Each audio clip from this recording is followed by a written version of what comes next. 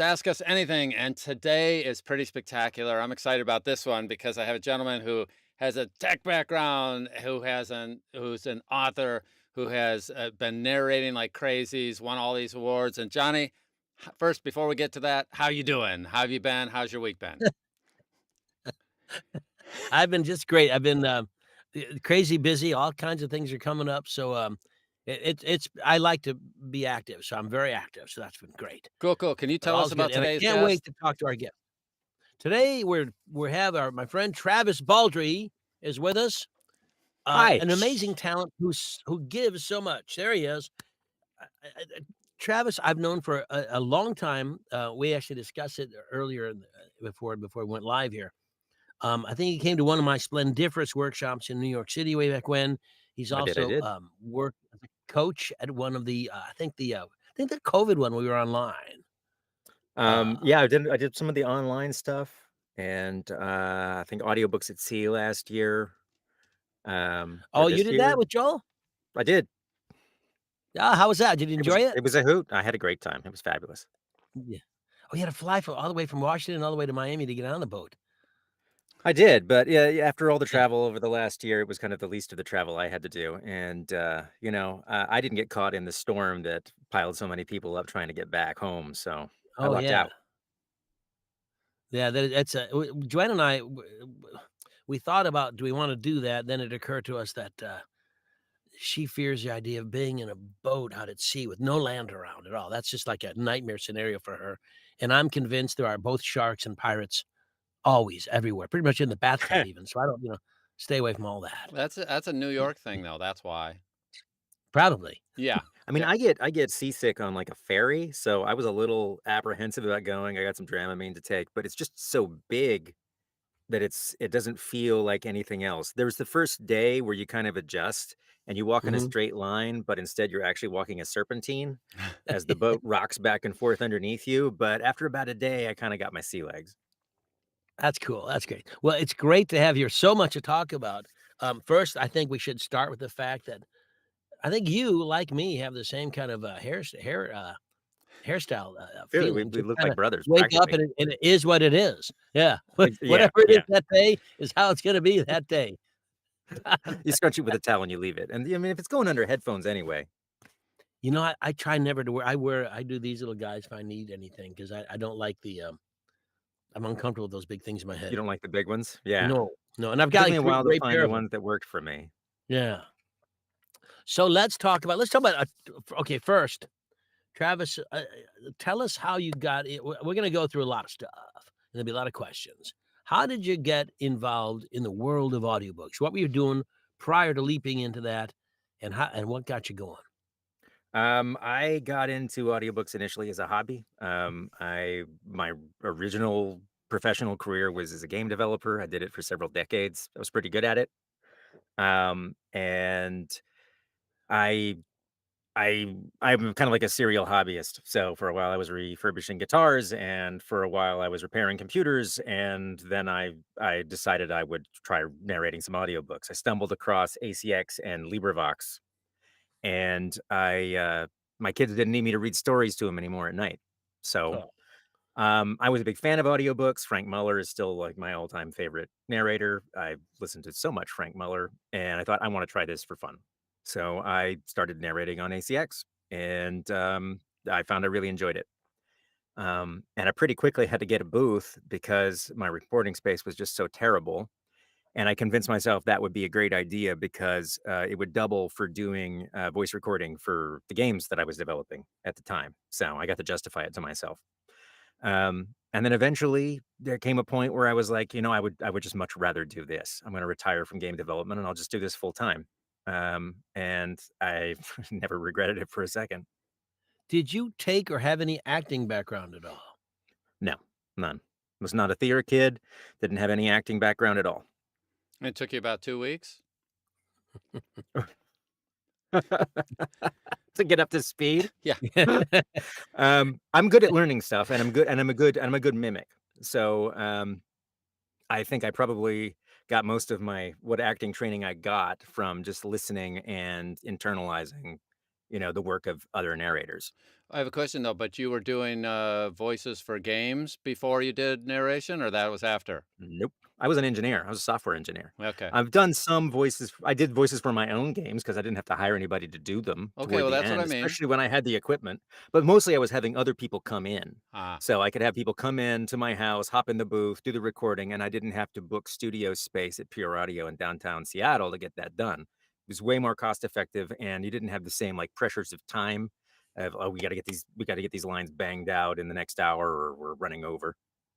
yeah. When you started doing the audiobook stuff, and by the way, I just wanna say one thing, as you know, because I'm a coach also and very strong with the acting background or some acting thing, so while you skirted all that and had success, delightful, and there are always those stories, I wanna let the public know that that isn't always the case, that, No, I think it's probably not usually the case. yeah, and taking some courses, some training in some of this stuff is pretty helpful, I think. Um, not that not taking denigrating at all from your Nope. wild success.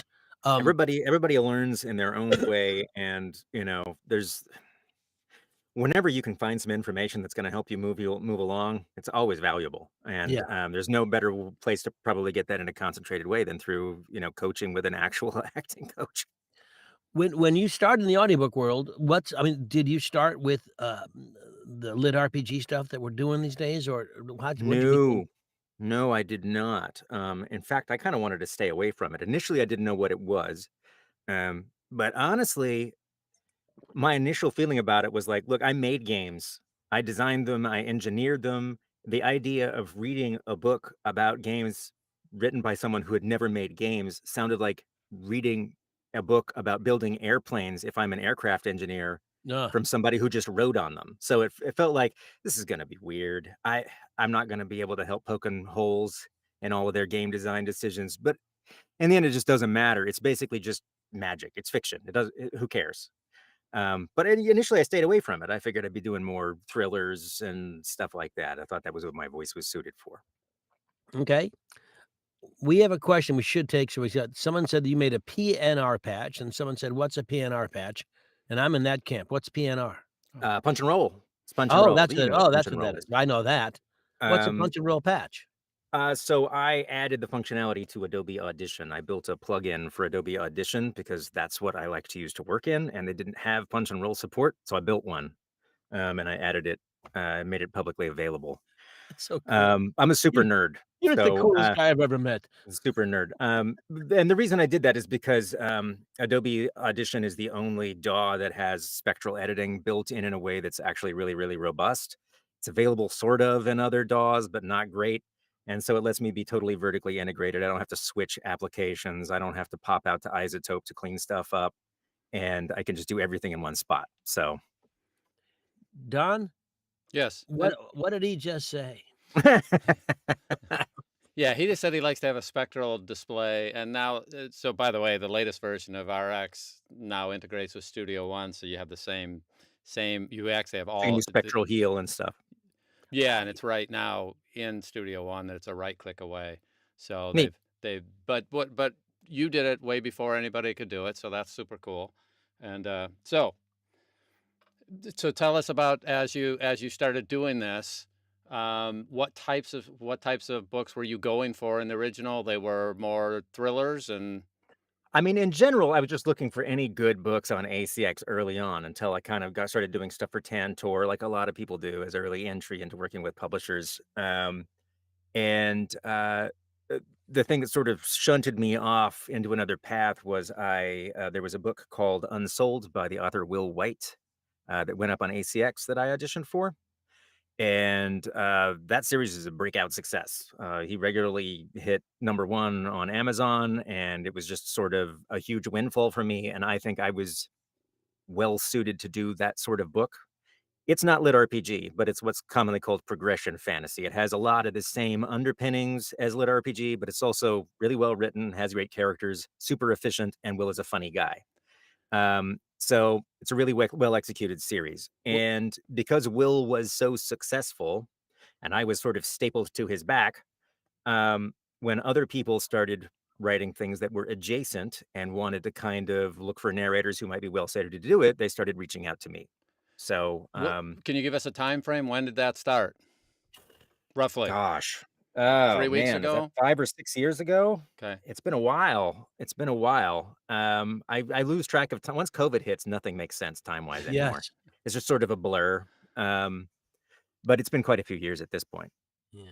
We forget how important or awful that was. It was 2 years of no communication, no social interaction, and I think it really messed up a lot of people. I mean, look at Don Barnes, for God's Yeah, sakes. You it's know, I it's didn't leave this room for 2.5 years, so Yeah, you can smell the COVID on the walls in here. yeah, yeah, so you got it. So you did all you've had wonderful success, and there's lots of reasons, not the least of which is you're extremely talented. I wanna say we're gonna go into some stuff here, and I know we have plenty of time, but I'm just gonna jump around a little bit. You have written at least 2 books that I know of. Is it more than that? Yep. Okay, Yeah, so written 2, been released 2, working on the 3rd. Legends and Latte, Mhm. and then the Uh, sequel, what's that one called? Bookshops and Bone Dust. Say it again? Bookshops and Bone Dust. Okay, and what are you working on now? It's the 3rd one in the series. It's Okay, called so Brigands and Red Knives. you're following that series thing. We'll bounce back. Travis and I were talking before we began the show with you guys listening, about when you do the lit RPG, the fantasy adventure stuff, the orcs and the elves and all the quests and adventures. When you say yes to that book 1, you may well be saying yes to working into your late 80s to try and get it all done because there's that many books. And all of a sudden, when you think of your schedule, think, "Oh, I've got a little time here," and all of a sudden, the publisher, editor would reach out and say, "By the way, here's books 3, 4, and 5 that are all like, 15 to 20 hours. So can I get them yesterday?" And that happens all the time in this game. There's never ever I have yet to find, the Lord of the Orcs, the only book. It's just there's just it's book 1 of, and you don't know when you say Of a yes to billion. book 1 that there's book bazillion coming up. Yeah. So for my part, when I'm writing a series, I am almost the anti that. So every book I write is basically a standalone, and you can read it or not read it, and they're also short. So neither of those are really consistent with lit RPG. Well, And God lit bless you RPG is for it. kind of a weird artifact, right? Yeah. Because a lot of the audiobooks that we're getting out of lit RPG are from a source that doesn't really happen for almost any other fiction, which is serialized. So a lot of the lit RPG that you and I are narrating is coming from Royal Road, where a lot of these books have already been written up to like 5 million, 6 million words, 400 chapters. And when we start producing them for audio, what they're really doing is lopping them off in a 250,000 words at a time, doing a light edit, jamming it onto Amazon as an ebook, and then getting audio in to follow as quickly as possible. And what that does is it means that you've got an audiobook that's probably over 20 hours. So you get an extra $2 a copy, which everybody wants. And you fast follow these things every 3 months. So you do like 4 books a year, so you can capitalize on Amazon's algorithm because you've already got all this pre-queued book. So rather than wait for the audio, they need to capitalize on that decay of their rank in Amazon to try to keep themselves pumped up. It's just a really interesting, specific sort of circumstance that has arisen around lit RPG and game lit. Is this business model you're describing to us now, is it pretty much connected with the ACX platform? I What you're mean, saying? pretty much all of this stuff is published through ACX, but nobody bothers to make these auditionable on ACX anymore, I don't think. I Right. think small mid-sized pubs and authors have all kind of cottoned onto the fact that you can just reach out and contact any narrator you want, and you don't really need a middleman. You're just using ACX as a publishing platform. So they're all going through there, but you're not going to see them go by in the auditions, likely. Right. Interesting. 'Cause, and so then if you guys, by the way, this is not just a talented guy, he's a hugely giving guy for which the community says thank you. I've talked to Travis on the phone a number of times with questions and discussions about things, always helpful, always there for me. And I was reading this morning, you go to travisbaldree.com and it has his books, and we'll talk about his books, but he has A to Z of publishing. I don't know if you guys are aware of this, and I was reading it this morning.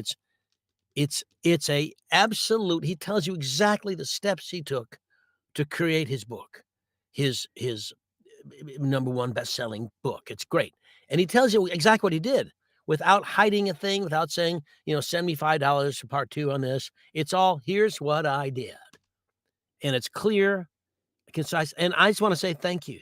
I think it's, Oh, yeah, you're welcome. anybody starting out, anybody wants to look how to self-publish, because I know a lot of narrators are now doing their own books, and that's great, and many are had success with it, but, Travis is telling you exactly what he did. Here's the It's like steps, here's what I did. it's like 50% altruism and 50% selfishness because on the one hand, I really like information to be free, and I don't like having to go and compile a lot of loose information that's available. It's nice to just have it.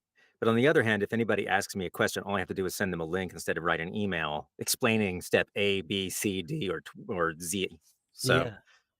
I mean, it's really complete. I mean, it's a long article. I mean, I read it this morning.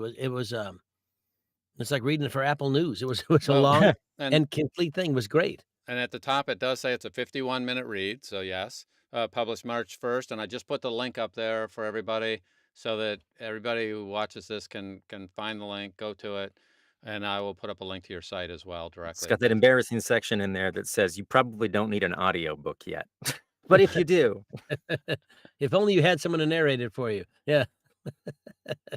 But it's great. So, how did you come up with let's talk about Legends and Latte a little bit. I mean, there's much to talk about, but for those of you who don't know, Travis wrote Legends and Latte, and then he's written a sequel to it.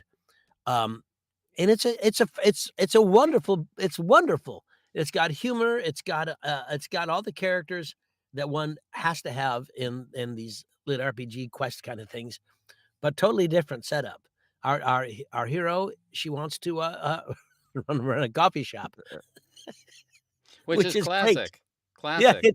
it's first off, it's a very funny idea. What how'd that start? How did that come up? I mean, it was started as a joke, Yeah. and then it got written a lot more straight. But it was during COVID.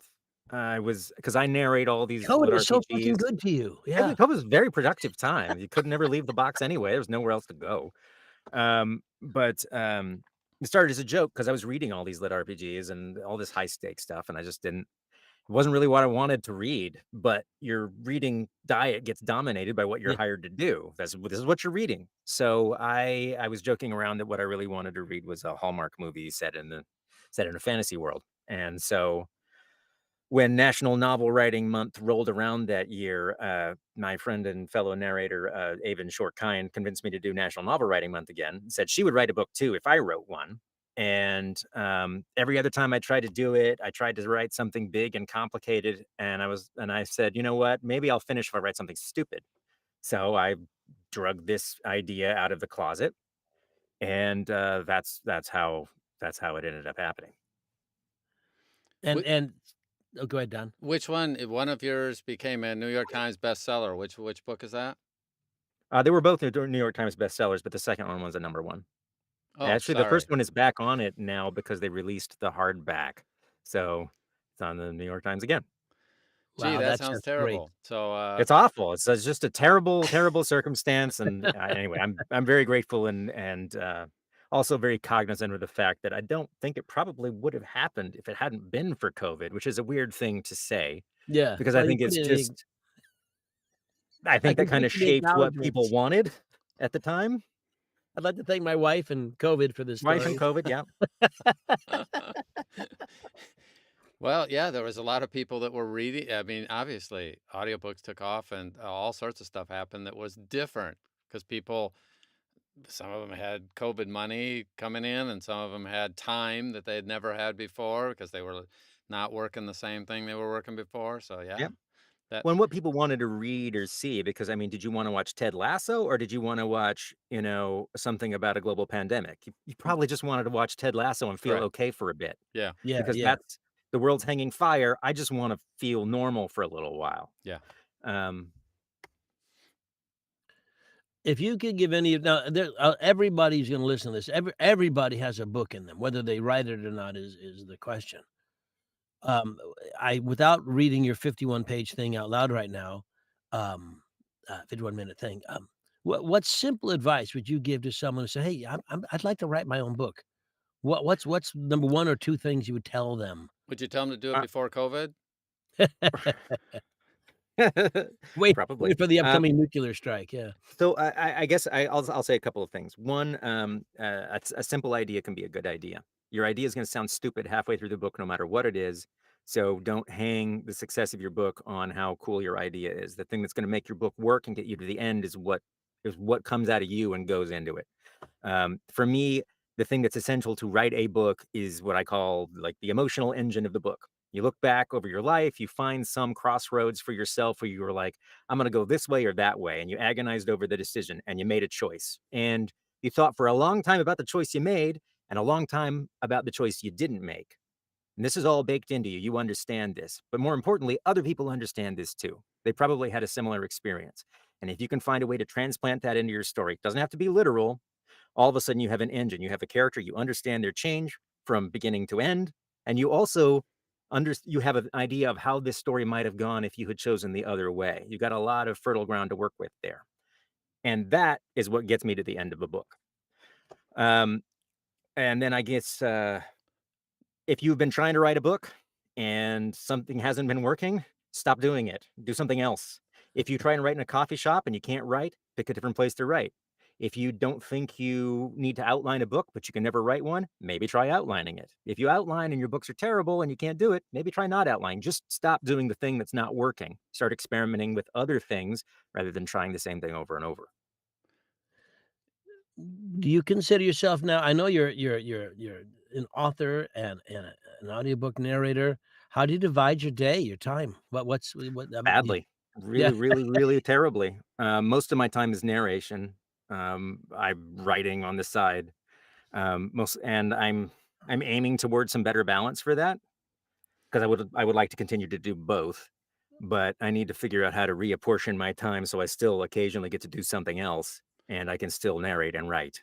What I want to ask a question about the writing. So, did you collaborate with any existing authors or writers and ask them for ideas to help you shape how you went through your process? Did you experiment on your own and come up with, I tried A and that didn't work and go to B, C, D? How did you come Um, up with so your process? so for me, it was the latest version, the one that actually worked was probably the function of a couple things. One, I'd never thought I was an outliner, and I was like, okay, I'm going to try an outline. I always wanted to write a complicated story. I'm gonna write a simple story. I've always written in isolation and I wrote with a writing buddy. We both were accountable, like we both are writing. This is incredibly powerful too. So if you have anybody else you can convince to write a book with you at the same time, great. No question. You Um, mean, but they're writing their own book and you're writing they're yours, writing their own and book. then is that correct? Really, there's no, you're not like saying, oh, how would I do scene A or how scene B? It's just the knowledge that someone else is putting down words and might read your book when you're done writing it and you'll read theirs. Somebody out there is gonna read this thing, and somebody cares if I got my words in for the day. And you It's two really talk, you powerful. collaborate once a week, once a month, once, or how It does was that? so for National Novel Writing Month, you have daily word targets. So every day, it's, "Did you get your words done for the day?" Okay.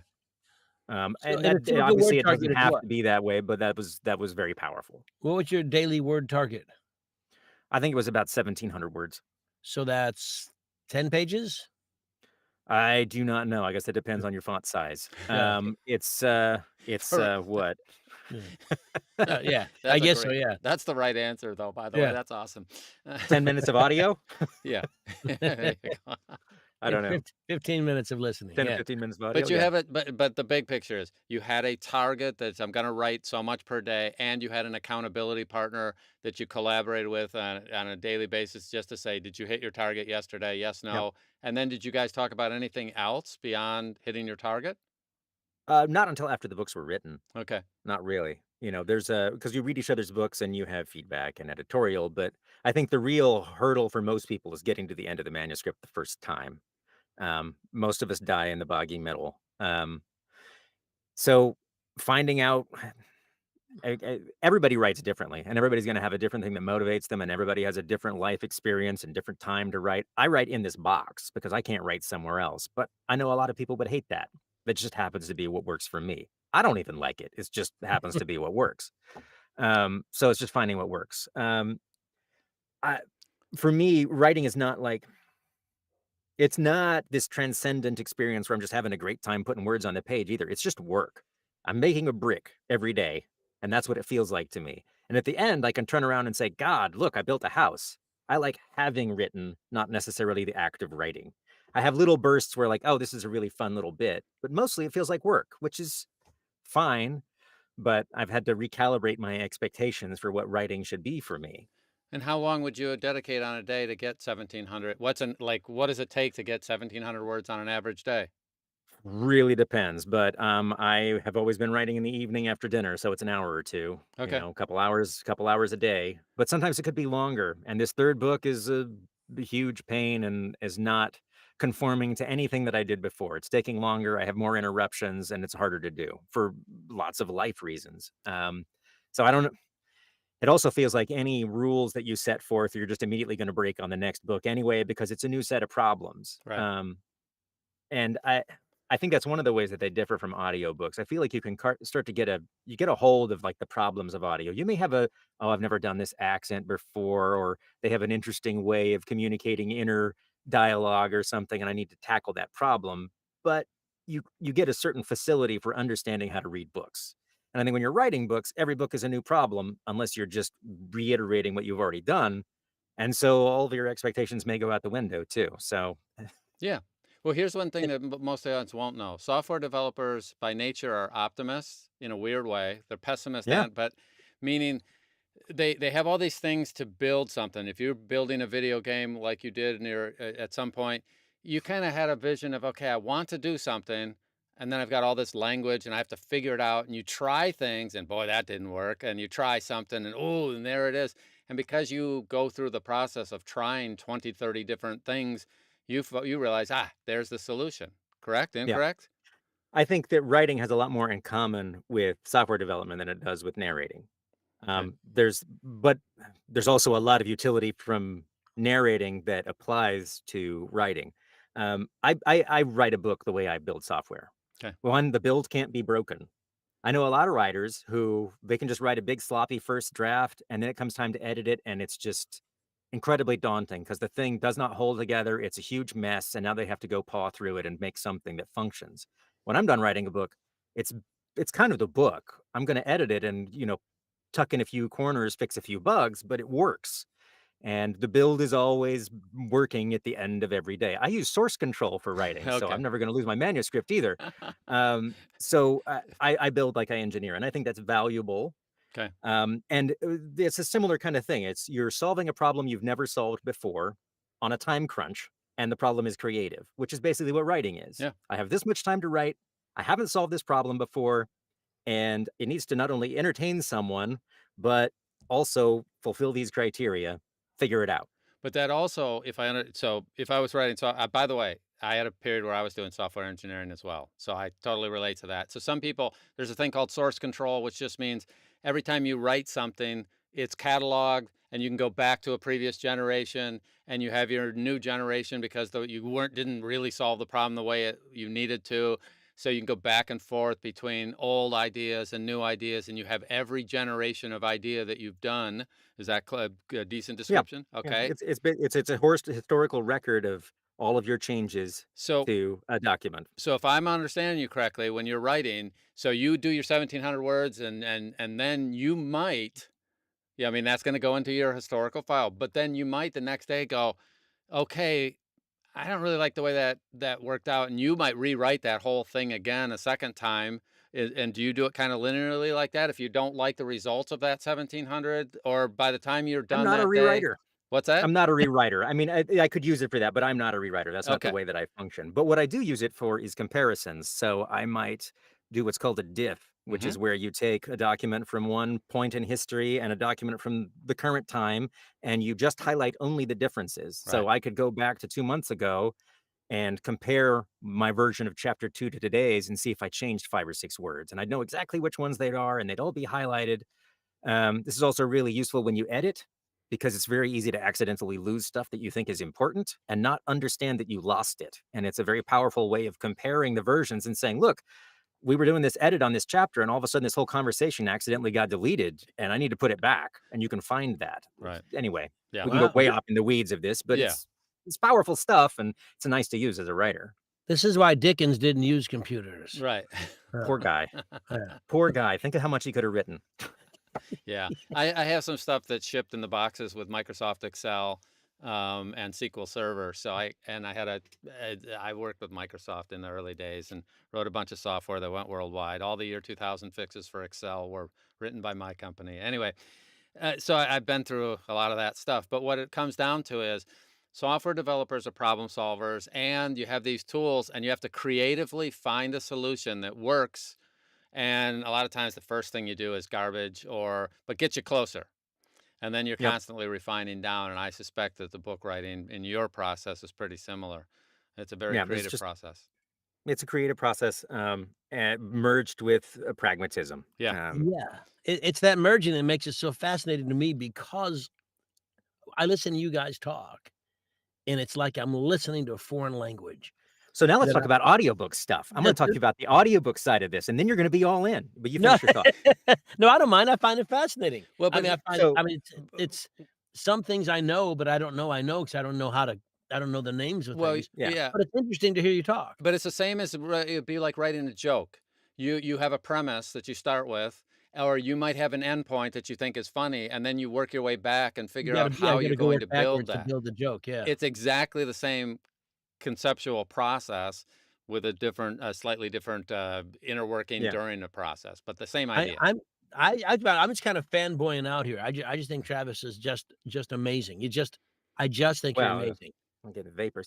Yeah. But let's talk about the audiobook side of things, because this is actually remarkably useful for writing. And since most of the people watching this are going to be audiobook narrators anyway, that may have a book in them, I think being a narrator prepares you to be a writer in a way that very few other things do. And I think there's a couple of key reasons for that. Um, One of them is that when you read other people's books out loud and you don't skim them and you have to invest meaning into everything that is said, it is very clarifying for what you think should be in a book and what you don't think should be in a book. You can tell when you're reading a chapter on something whether you think it belongs or not, whether you think it's making it drag or making it move. And a lot of our job is to get out and push when it drags and to just try not to screw it up when it moves. But you get a very intuitive understanding of why that is making you respond that way. And I don't think that's an objective measure. It's subjective. It's about my personal preference. But I think one of the things that's hard about writing is understanding what is you and what you're putting into the story just because you think it should be in there because you read it somewhere else. And I think you have to write a lot of books and a lot of words before you start to realize what is important to you and what you're just putting in because you think it ought to be there. And audiobooks are a shortcut to that. I mean, I say shortcut. If I could tell everybody to read thousands of hours of somebody else's books out loud is a legitimate way to get better at writing, I would, but it's not actually very practical. Audiobook narrators just get to cheat. So, I mean, every time you read for the fourth time in a book, he let out a breath he didn't know he was holding. You're like, why the hell is this here? Why am I saying this for the fourth time? And when the person was writing it, they didn't put it in because that felt like the right thing to do for them. They put it in because they read it in a book somewhere else and it seemed like something somebody should include in a book. And making that distinction between this is here because I think it should be here and because it's doing something I want it to do. And I put this in reflexively because it's in my mind as the thing that goes in a book is a really key distinction that you need to make when you're writing something. Um, the other thing that happens is that I think that you will probably agree, Johnny, your interior voice is very developed now, right? Oh, You know what you sound like when you say something. And if you read a piece of text on the page, you know exactly what that's going to sound like when you say it out loud. yes, Fair? absolutely. Yeah. So one thing that a lot of writers will tell you is that reading your work aloud is one of the best ways to edit your work because you actually have to hear how this sounds. And I think my observation is that text is an imperfect translation of audio storytelling. Punctuation is there to approximate speech. Text is the shitty version of a story. The real version is the audio version. If you can already hear that version before you write down the words, it makes it a lot easier to write down the correct words. So, as an audiobook narrator with that developed interior voice, it's a very powerful tool to write dialogue that works and prose that isn't clunky because you understand the rhythm of those things. You can tell a joke better. You know how to tell a joke. You know what is going to make this joke function, and you know how to translate that into text. So, both of those things I think, prime you to write in a way that nothing else does. And I can see a very clear difference in things that I wrote before I was a narrator and things that I wrote after. I'll also say once you get an understanding of what your strengths are, then you know what your weaknesses are as well. For Hmm. example, I've written a number of plays we've produced and stuff, but the ones that are best, that seem to be best, I wrote with somebody else because I'm really good at dialogue and funny dialogue, but not really good on the story. So I will give up story for a joke every time.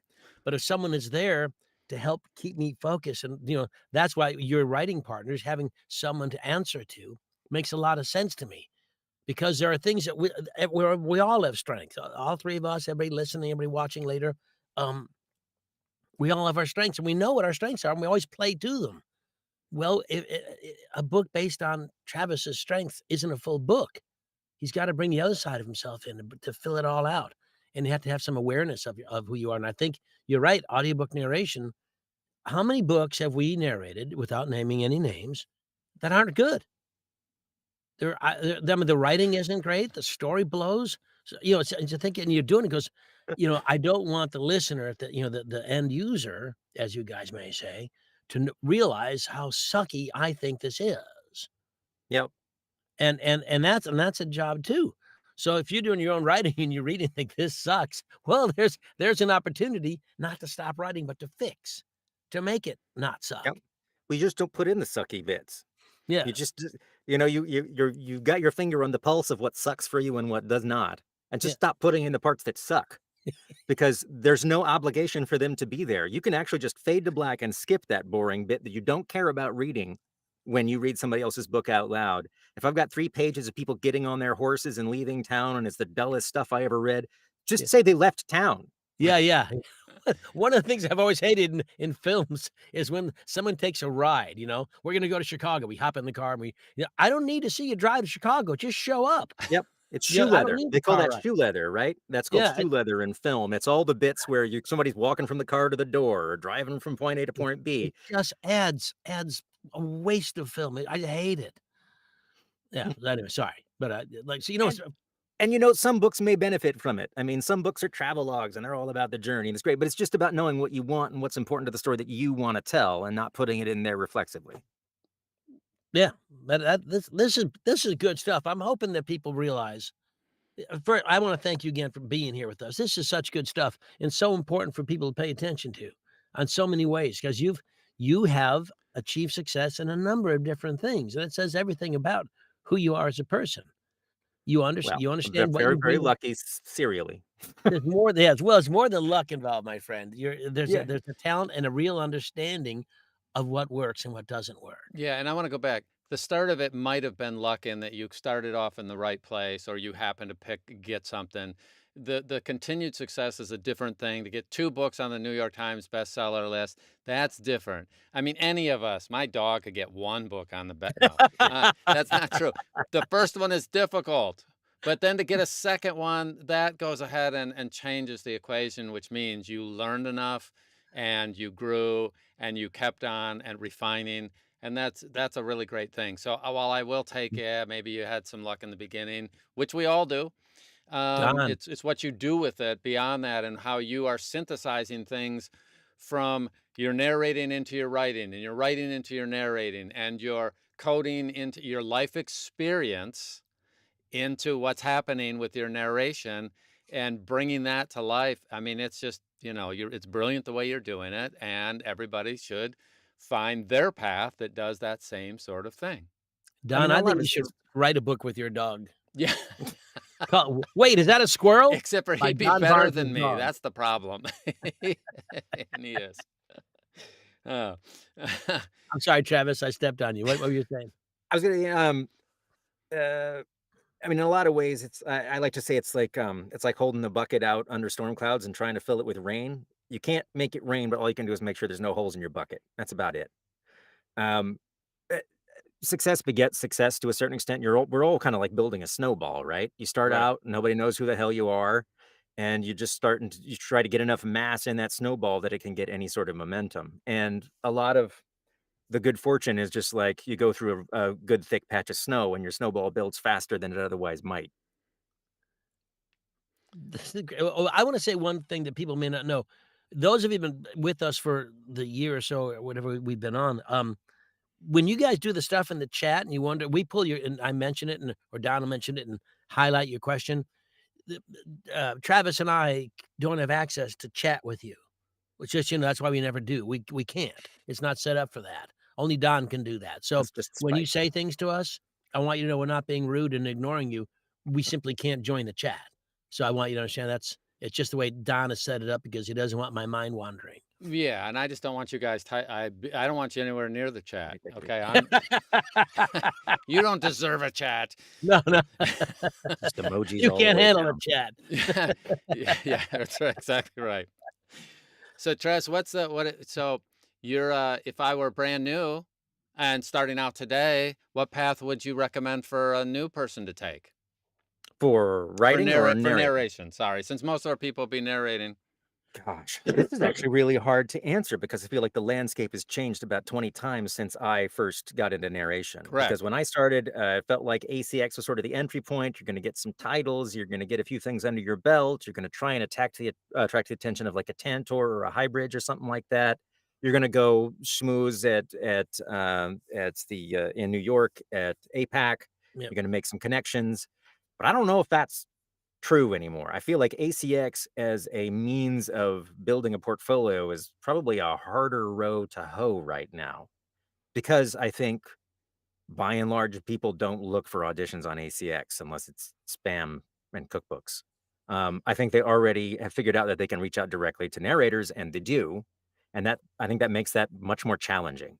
Um, I'm assuming that the personal connection angle still functions well, that if you're going to APAC and if you are going to narration retreats and if you are getting coaching and building relationships with other narrators, that's probably the biggest bang for your buck as far as making inroads into the industry.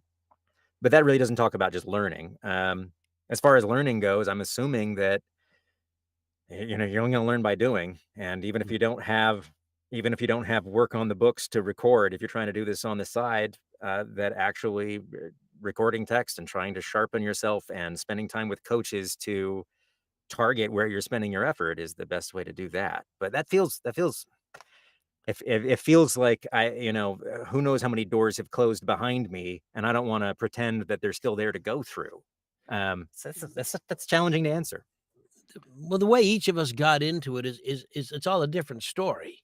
Yeah. You were, discovered, having a milkshake at a drugstore counter, that's not that doesn't happen anymore. So, like, the way I got in, you is simply it's not an available door to walk through anymore. That door, the whole building doesn't exist.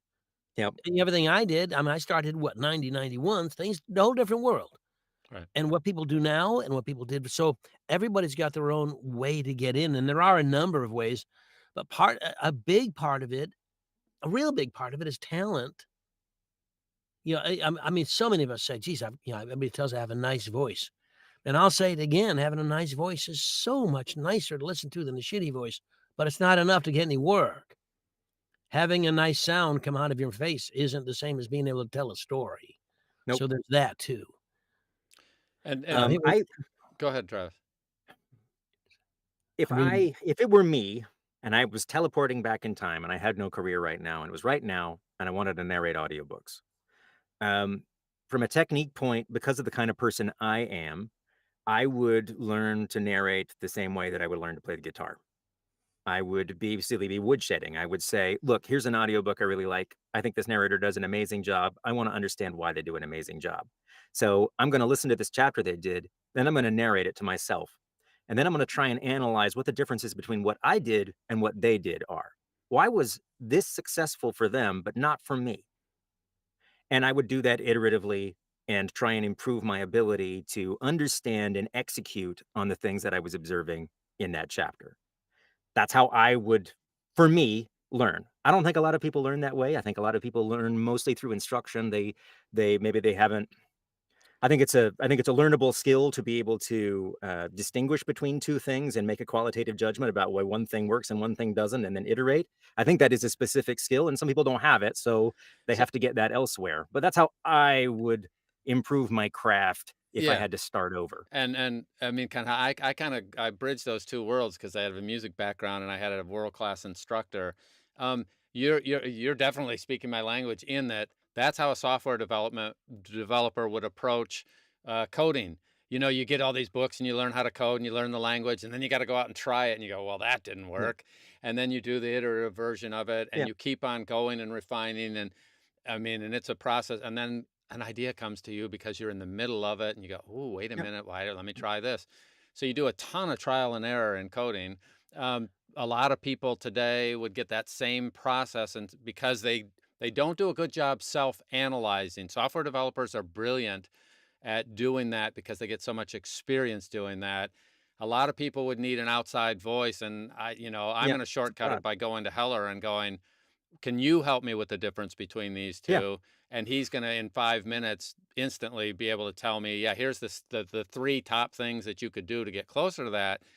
yep, You and me with our background, I'm doing the same thing where I'm gonna yeah. hack through it and be able to find the differences and iterate through it. So we do have a couple other you wanna follow up on that? I see. Travis? I mean, I think that's the value of coaching is that you have someone who has that knowledge and can give you quickly that those distinctions between what you're doing and what you're trying to achieve and articulate it ideally for you in a way that you can understand and internalize. Because ultimately it's about building intuition, right? Right. I need to do this enough that it becomes instinct, but I want to build the right instincts. So I Yes. need to understand which instinct I should be building. Great. So if you can't initially make that qualitative judgment, you need somebody else to assist you in making it. Right, right. And then over time, I mean, yeah, absolutely right on. And then so someone did ask, I got to go back and find it. Let me highlight it here. Um, there's a couple things. When you were learning, if someone wanted to learn to write, how would you advise them to start today? Kind of the same Um, process, right? I mean, it's really the same process, reading something that works and trying to understand how it works and then writing. Again, I think audio is a really unique helper on this. But going through the process of writing something and then I think critically editing it. I think editing is an incredibly critical step in writing. And if you can get an outside editor or someone with editorial background to assist you, you you don't know what you don't know, and if you can't figure it out, you need somebody else to point it out. Cool. Wow, you've got 12 similes on this page. I feel like I'm going crazy. Let's cut it down to maybe 1 a page. Making observations that you can internalize and then carry forward with you. Okay, that works great. I have another question from Andrea here. Are you saying so? By the way, there's two points to this. Are you saying new indie authors they know how to find narrators outside of ACX? So I think Travis has said yes to that. They will go direct. And then she's asking where we should hang out to meet indie authors. But I would also kind of go the other way. That's so many people that are on ACX should actually be looking for the authors, so that, which is the second part of our Yep, question, so that we can be proactive as narrators and go after them before they come looking for us. Correct? yep, Incorrect? yep. And I think that there's multiple avenues to do that. There are communities for writers, there's community for narrators. Join the opposite one. If you want to go find people to work for, I mean, it's great to go to APAC if you want to read narrators, but if you want to be writers, maybe you need to go to a writing conference. You want to go where these people are so that you can forge relationships and get on their radar. And I think it's a key not to do this in a ridiculously mercenary way because ultimately this is all built on actual human relationships and people like to work with people that they trust and like. So becoming someone that people trust and like is just being a good human being around other people. And ideally, you're going to embark on a creative endeavor together. You're not trying to prey on each other. And let me add, when you, audiobook narrator actor, go to a writers conference, and it's easy to find. They're in every state almost. They The just did one mystery in writers Vegas. of Seattle, Yeah. all kinds of. So go where you want to go. If you don't like me, if you want to go to romance, whatever you want, find them, go there. But before you go, get it in your head. Some of the questions they're going to ask you about how to produce an audiobook, because that's what they're going to want. Everybody who writes a book wants their book out there. That's why they did it. They want it read, they want it recorded. So you need to have some answers. So when they ask Here's Rebecca Lee. She just came back from an author conference. So when Johnny Heller, the author, sits down, hey, Rebecca, you're an audiobook person. How do I get my book, this thing here, into audio? Rebecca's got to have some answers. So she needs to do some research. So when you go to these things, it's not just making yourself known to them as an actor, but making yourself known to them as a person who can help steer them toward the audiobook world. Right. You And that become means a you have to have some resource for information. them. Would that be Yeah, another way of saying it? that'd be a quicker way than what I just took. Yeah, shut up, Don. Okay. Understand the whole business because there's when you're working directly with people, you're not just working for a publisher. You're working directly with somebody. You need to understand more of the business than just recording. You need to understand how things get edited, how final audio gets delivered, what are the ACX specs? You know, how long does it take for audio to get from submitted to live on, your publishing platform of choice? Just know as much stuff as you can. Know your shit. If you know your shit, it's a lot easier to do these things because you're never caught flat-footed. Right. Any other questions out there from you guys? Oh, This let me is see what other ones. some good stuff. And James does say there are still some worthwhile projects on ACX, but they're few and far between. And it is true. Yeah. You have to go through a lot of projects to find some good ones. And if somebody is on ACX and they're looking for good auditions, it means you better be on there every day, twice a day, looking at auditions, because when they come up, the few that are going to be helpful or appropriate for you, you better be submitting something within a day or two. If you wait a week or three, it's not usually helpful at all. Johnny? I have a question. I don't know if Travis has the answer or maybe James or one of our listeners. When you go to ACX and it says all these scams and things, what? I don't understand. What are they? How do you scam an actor on ACX? I mean, I know it happens all the time, but I'd like to lay this out a little bit. Are they trying to make money Yeah. somehow from what? Well, And how are they doing it? because remember, they can sell some of these things internationally. It's not just in this So country. they take your work and sell it illegally. So because it's it just seems, boy, what a shitty thing to do. Take advantage of people who Well, Yeah. it's the don't When have they royalties. a lot when of they money. closed the loophole for getting money for credits, I had Yeah. hoped that would squish it a little bit more than it did, but it does not appear to have done so. Yeah, it's just appalling. Yeah, I'll tell you one thing, you guys. This I learned this long ago in my acting, in my performing career. While we do receive and want validation from others, because that's what the actor insecurity is all about, you've got to find a way to fight that. You've got to find validity in your own self. It can't come from somebody else. You've got to believe in yourself. Otherwise, you're paying other people to believe in you, and that's what makes you vulnerable to attack, I think. Yeah, and that, like someone like Travis isn't going to have to deal with that anymore. Yeah. But they can claim books that aren't theirs. Yes, Rebecca just put that up there. And so what happens is people, if let's say you read Winnie the Pooh, because it looks like, well, Winnie the Pooh is up there to be read. Well, they might have stole the manuscript and rewrote it, and then they're going to try to sell it in other markets. So that's how they make money, by the way. In I don't know, in Afghanistan, if there were some English speakers and they wanted to buy Winnie the Pooh, then they might buy that book. So they do make money around the world where copyright is not as strong, where they can sell it and pretend it's the authentic thing. And so they're preying upon people who don't have a lot right now and want to get their foot in the door and get some stuff under their belt. But if you're going to do that, I mean, first off, if you know you're not going to make any money on it, that's fine. Now, a lot of people do community service or community theater in order to become a better actor, and they know they're not going to get paid for that, but they've made a decision up front. I'm doing this theater because I want to work on my craft. Even though I won't make money on this project, it will give me a foundation for others. That's a whole different thing than, oh, I'm going to get a check at the end, and then you don't get the check. Yeah. That's just a different animal. So anyway, the AI, there's a whole bunch of stuff. So Brave new world. yeah, it's a brave new It's world. a Also, frightening new world. James Yeah. has an interesting thing, and he's got some,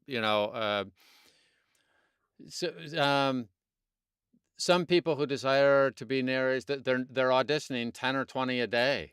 They're casting, and they are casting a really wide net and having relatively no success. Well, it's like anything else in life. If I go fishing in the LA River, I live here in LA, by the way, and I don't even know if there's fish in the water. And if there are, I'm just going to tell you, don't eat them. But in other words, if I'm fishing in a sewer Yeah. Yeah, here in You're gonna LA. catch If I do catch something, it's not gonna be editable. And so where you fish and how do you do that? I mean, how do you figure some of that stuff out? The reality is there are so many people you could talk to in this business that actually know and would help you avoid some of these scams if you will take the time. And unfortunately, most of the people that get scammed these days are somebody new any more than my mom lost $5,000 a few years ago to a scammer who was very skilled at it. And when I looked back at all the threads that she was looking at, I see why they were able to pull her in, and people that scam get good at scamming. It's Yeah. terrible, but that's just life in this business and every business. I mean, Okay. it seems no matter what you're doing, identifying what your value is, being able to articulate it, and then look at the field and say, who are people who are going to benefit from my specific value, and trying to narrow your field to those people is key. And I think a lot of us, especially early on, don't try and articulate what our value is. What's good about my voice? What am I good at? Who am I going to bring the most benefit to that they're going to be able to easily recognize? And if you do that thought exercise of figuring that out, it may make it a lot easier to decide where you should be aiming your sights. And one of the important things to keep in mind, Travis had and has, objectives and a schedule built to achieve those objectives. It sounds a little mercenary, but it works for who he is and what he wants to do. When you were busy writing with Avon Shore and you had that setup, yeah, guys had to do your work, and you said you did it after dinner, but I know that you record regularly on Discord, I assume at specific times, right? Every day. What is your time? What are you on? What's your schedule for that? As soon as my kids are dropped off in the morning, it's in the booth and trying to get 3 finished hours a day by 4 in the afternoon if I could do it. So it's like Depending on how 10 to worn out I 4, am. that kinda thing? Usually probably 8:39 to noon, and then a lunch Lunch. break, and then 2 to 3 hours in the afternoon And that's your day every day? every day. I just shoot myself. Yeah, okay. Yeah, right. Me too. Well, not See, and it not everyone it's can I work didn't it I with. didn't works. initially plan for this. I'm mostly in this because of kind of the vagaries of the business and some unexpecteds that came up. And also the fact that I have a writing career that involves travel that I did not plan for, and my schedule Right. has collided with that in a way that I'm just trying to Did weather until it's Are better you going on organized. national book tours and things? Oh yeah, yeah. I Cool. got back from Belgium and the Netherlands a couple weeks ago, and Spain and France and Scotland, Wow. and then when the books come out, it's usually like 2 weeks of uh, US, Canada touring, and then maybe some in Europe. Do you But there's enjoy always that? something. I like traveling a lot, actually. Yeah. I like traveling, but it's not.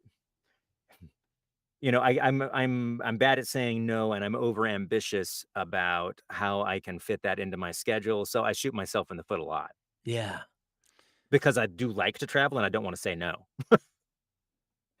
Yeah. It Well, and obviously people want to hear what you have to say. They want to meet the author. I mean, that's a big deal. And it also moves books and creates audiences and creates future revenue. And I mean, uh, Even you if it didn't, invest a I'm happy to go to Scotland. So yeah. But one of the things that you are obviously willing to do is invest in things that will make your current work go better and your future projects be in a better position because you invest. Is that close? yeah, I think a lot of my investment is like pre-done at this point. yeah. But yeah, I mean, I try to be conscientious about how I'm spending my time, whether it's going to pay off, and that what I'm doing has some effect down the road that I can articulate. It's not just random. Okay. And sometimes that really is, I just want to go to Scotland, and I think Yeah. that's fair. But Yeah. If only you Rebecca had a asked if I was going successful to couple of Norwesco. books, you could probably So afford a trip to Scotland, yeah. we're coming to the end of this. Is there anything? So what would you like people? What you have anything that you like to promote? By the way. I feel like I've been way over promoted. I feel like I've had more eyes on work that I have done than is probably my due. So I don't think I'd really need to over promote myself anymore. I feel Well, very fortunate, and I don't need to tip. I don't need to put a thumb on the scales. Well, all we're right. just delighted you joined us today. It's been a real pleasure to chat with you for this hour. Yeah, it's been a great time. Yeah, yeah, really. Thank you for coming on. And Johnny, and so first off, Travis, if you think of anything, you still can jump in here and I'll give you another chance. But Johnny, anything going on this next week, month? What do you have coming up? Actually, I've got no planned workshops or events available for coaching. I think I let everybody know on my, by the way, if you guys pay attention to this, you can put a note in Facebook and join the Johnny Heller Workshop alumni. Just make sure you answer the questions and you'll know what's going on. But we're probably not going to do a Splendiferous in New York during the APAC week because we need to have a national SAG after. We haven't had a meeting since before COVID for everybody. So the only really day to do that is Tuesday, the 4th, which is the same day as the Audies, which start at 4:00. So it's just too hard to do that. I have, however, settled Connolly's for us for the Naughties party. So that's on. That'll be there. It's free. I make no money off it. Just go to Connolly's and hang out. It's fun. So that's all that's going on. And I'm working with Steve Cronin and some other folks out there in Santa Fe to work on a workshop coming up in May. And there will be there'll be stuff coming up. And the 10-year anniversary of New England Narrator Retreat is coming up next year. So thinking of ideas to make that more special than it is, I guess. Cool, cool, cool. Okay. And I'm working on a new audiobook narrators website for my wife. And and a couple other narrators that I know. And I have some cool stuff. So at some point I may take on a bunch of other people that want a good website. I've got some stuff going on behind the scenes with that. So that'll come up over the next month or so. So anyway, go to vojumpstart.com, go to johnnyheller.com. Be sure to go to travisbaldwin.com. How do we spell that? Travis Baldree. I had it up there. I'm going to go find it again. Make sure I highlight it one more time. Here it is. Here's the whole the URL there, so you can get it exactly. If you want to write a book, take a look at what Travis wrote down. It's point by point, play by play. And there's the It's link. so good of you to do that, Travis. Yep. And I bet it saves you a shitload of time too. Yep. So as always, appreciate you being here. Be sure to like this. Be sure to subscribe to the channel. And you can repost this to other audiobook Facebook groups or sites or whatever you want. So grab the link and post it to others so that they know about it. Of course, we really appreciate you being here. And next week, we'll see you at same time, same station. And as always, we'll see you on the wires. Have a great day. Bye-bye. Bye, Thanks, everybody. everybody.